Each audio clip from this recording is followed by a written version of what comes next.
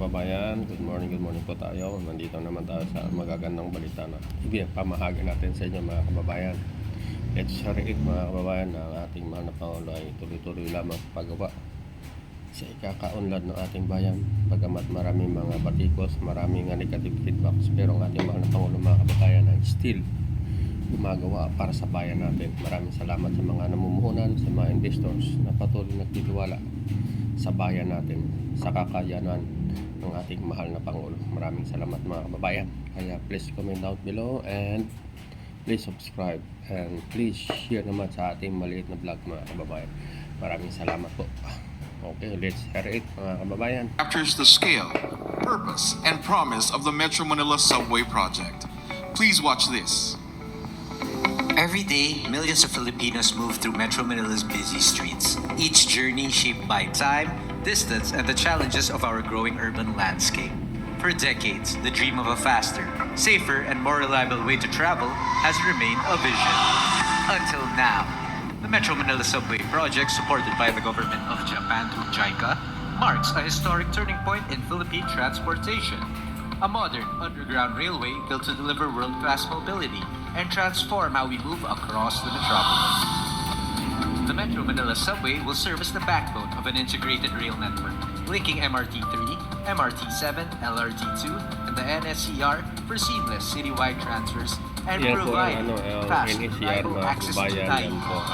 Designed for high operational speed of up to 80 kilometers per hour, the Metro Manila Subway will cut travel time from Valenzuela to Nahia from 90 minutes to just 35 minutes and move Metro Manila toward a truly modern transport future. The Metro Manila Subway is 54% complete, with 12 of 9 tunnel boring machines delivered and over 4 kilometers of tunnels substantially finished. Station boxes at Quirino Highway, North Avenue, and Camp Aguinaldo are also complete, while the rest of the stations show major construction progress. Electromechanical works and rolling stock manufacturing are on track to deliver a reliable, high-capacity, energy-efficient subway.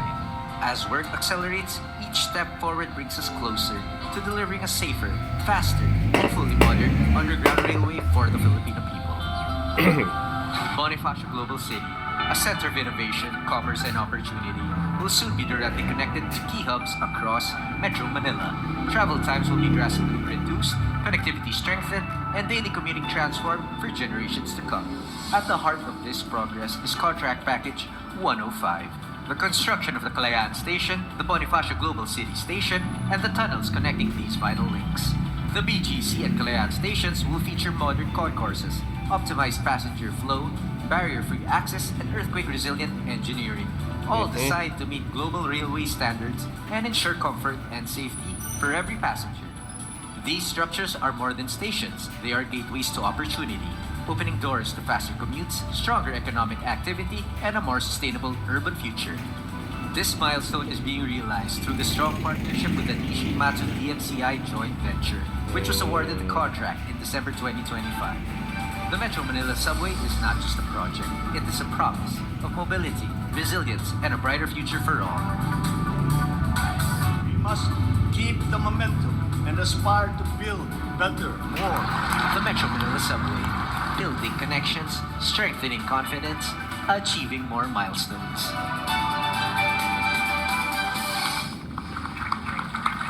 At this point, may we request Transportation Acting Secretary Giovanni Z. Lopez to introduce our guest of honor and keynote speaker.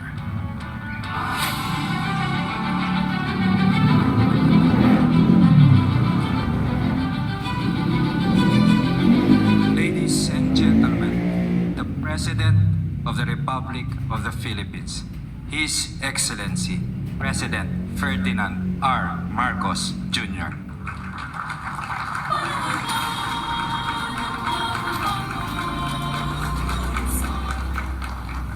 Thank you to our Transportation Secretary, Giovanni Lopez. Please, please. His Excellency, the Japanese Ambassador to the Philippines, His Excellency Ambassador Endo Kazuya, who always has me as a disadvantage because his Tagalog is much better than my Japanese. Senator J.B. Ejercito, who has joined us this morning, the members of the House of Representatives, Basis Conversion and Development Authority President and CEO Engineer Joshua Bincag, Japan International Cooperation Agency JICA Chief Representative Takashi Baba, Taguig City Mayor Maria Larni Cayetano, our partners from the private sector, fellow workers in government, distinguished guests, ladies and gentlemen, good morning. Today, we proved to the world something we once thought would be impossible: a subway in Metro Manila.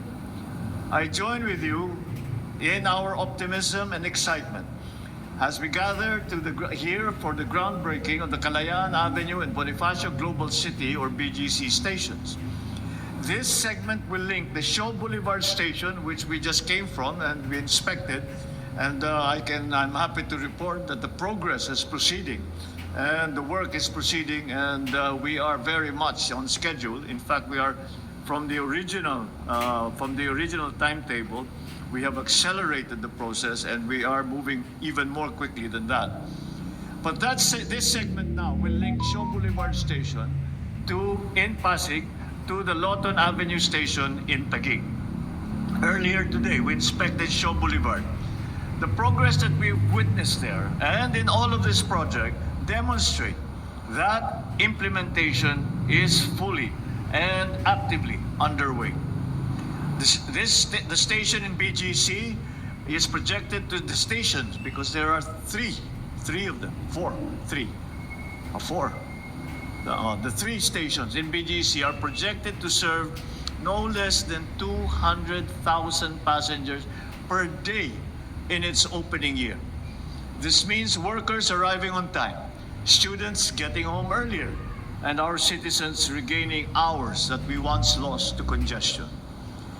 Once the entire 33-kilometer stretch of the Metro Manila subway system is fully operational, the travel time from Valenzuela to BGC will be reduced from 1.5 hours to just 29 minutes. From Quezon City to Manila Airport, the travel time will be shortened from more than 1 hour to 35 minutes. More importantly, planned railway interconnections will allow seamless transfers at key stations. At North Avenue, the subway will connect to LRT1, MRT3, and MRT7. At the Anona station, it will connect to LRT2. At the Ortigas station, it will link with the proposed MRT4. The subway is also designed for interoperability with the North-South Commuter Railway, strengthening Metro Manila's connectivity to all the nearby provinces.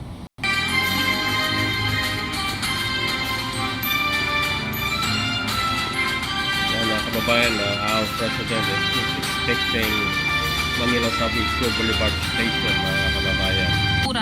Upang mapabuti ang araw-araw na pagbiyahe ng bawat Pilipino. Kami po ay live na niyong napapanood sa Facebook pages at YouTube channel ng RTVM at Presidential Communications Office at Department of Transportation. Ang ating mahal na Pangulo, patuloy na Nasasaksihan gumagawa. po natin ang pagdating ni Pangulong Ferdinand R. Marcos Jr. na sinalubong ng mga opisyal mula sa Department of Transportation at mga lokal na opisyal ng Pasig City.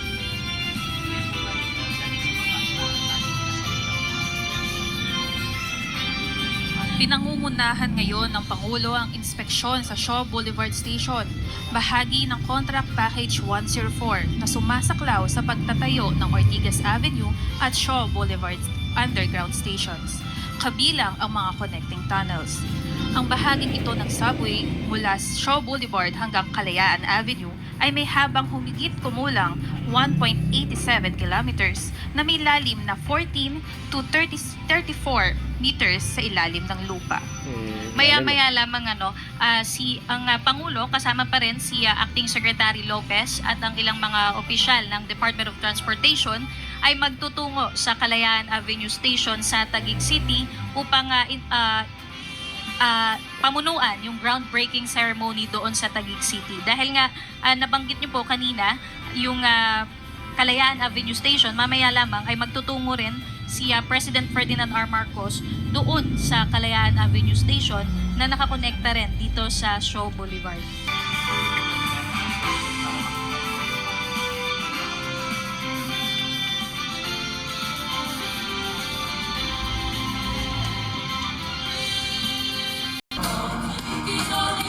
Once again, ladies and gentlemen, the President of the Republic of the Philippines, His Excellency Ferdinand R. Marcos Jr. And now we shall witness the groundbreaking ceremony of the Metro Manila Subway Project, Kalayaan Avenue and BGC stations. May we request the President, assisted by our party, to lead the groundbreaking ceremony.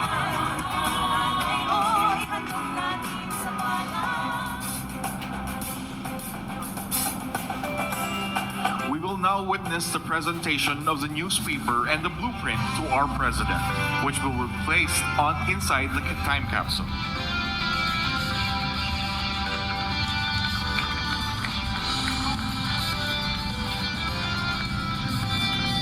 We will also witness the handing over of the coins that will likewise be placed inside the time capsule.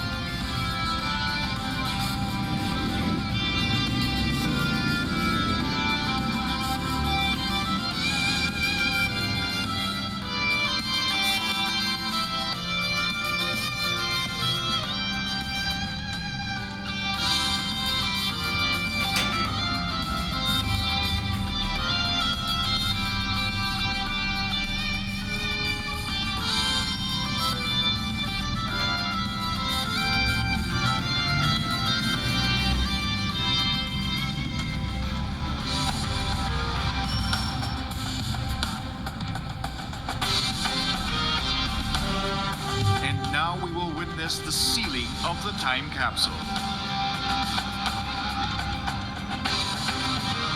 Our President will now lower the time capsule into its place.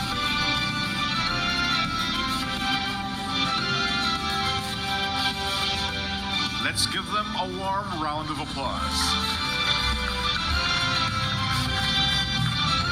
And now we will witness the covering of the time capsule with sand.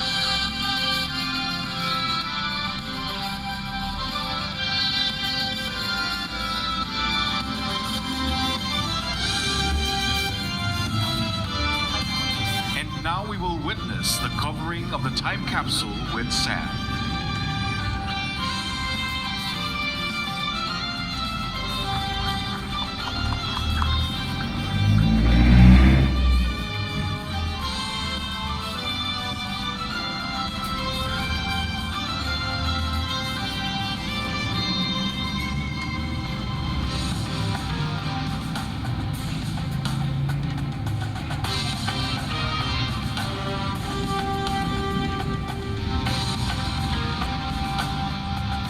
Once again, a round of applause, everyone.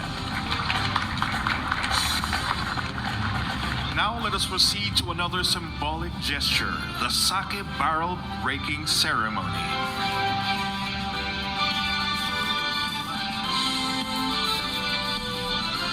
Rooted in Japanese tradition, the breaking open of a sake barrel symbolizes unity, new beginnings, and the opening of shared paths forward.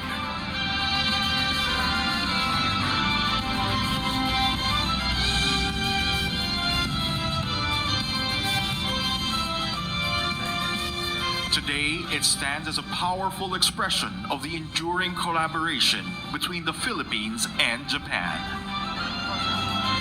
With wooden mallets in hand, the President and our party will strike the lid of the barrel, signifying good fortune and a collective journey toward progress.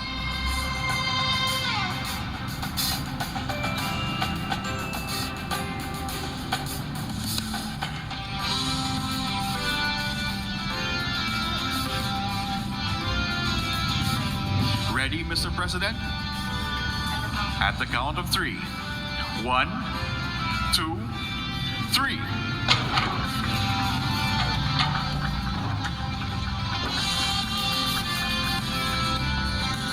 So, ayan mga kababayan, nakita nyo ang witness nyo ang breaking ceremony ng Metro Manila Subway sa Kalayaan Avenue, mga kababayan. So maraming salamat sa Japan and sa JICA na patuloy nagtitiwala sa bayan natin at sa mahal na Pangulo, mga kababayan. So nawa ay ito ay malaking bagay na makatulong sa ating mga commuters. Thousands of commuters ay matutulungan ito kapag nag-operate na ito, mga kababayan. Maraming salamat sa ating mahal na Pangulo at sa 10 sa kanyang mga samahan at sa Japan, sa JICA, mga kababayan.